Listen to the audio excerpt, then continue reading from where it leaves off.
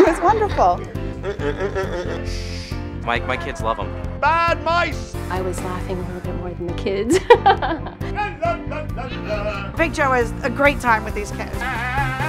My son absolutely loves him. Oh no! He is not just a storyteller, he's an entertainer. He's like a children's comedian. It was funny. Big Joe is awesome. He's just so funny.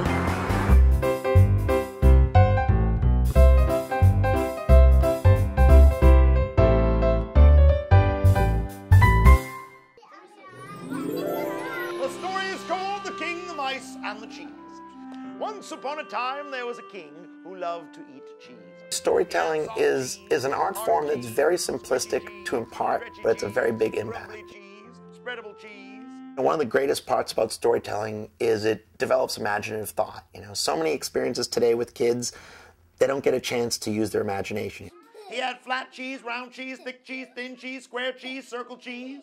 Being a storyteller is sort of more what I am than what I do. Cheese, spicy cheese, even stinky cheese. Now eating the cheese. I went to Wheelock College and I majored in early childhood education. I taught preschool for about 7 years. All through my preschool career, I would be the storyteller. I would bring a lot of stories to the classroom, tell them stories, and they'd always love it. Everybody take a plate just like so. Good job. And eat your cheese. Delicious, delicious! And then storytelling just kind of blossomed and took off. All right, let's go.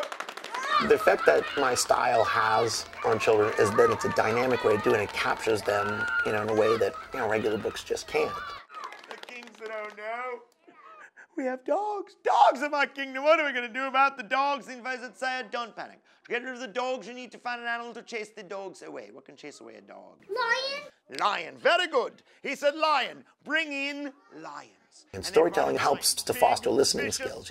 The really cool part about that is it's effective, you know, for language education, for teaching English and things like that, but it's also good for other concepts like science and math, because in order to learn things like that effectively, you need to be able to hold the concept in your head and imagine it on a different level than what you see before you. Now, Tricky the Turtle lived deep in the jungle, and he had a pretty good life, but all the big animals used to make fun of him.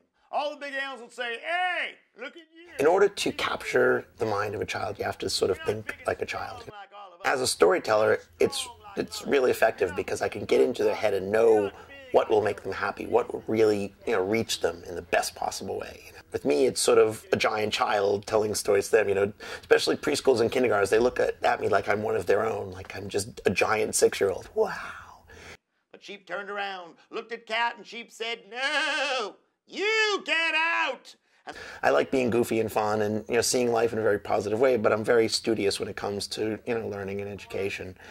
Because I kind of exist in both realms, in education and entertainment, there's really no limit to the venues that I'm appropriate for.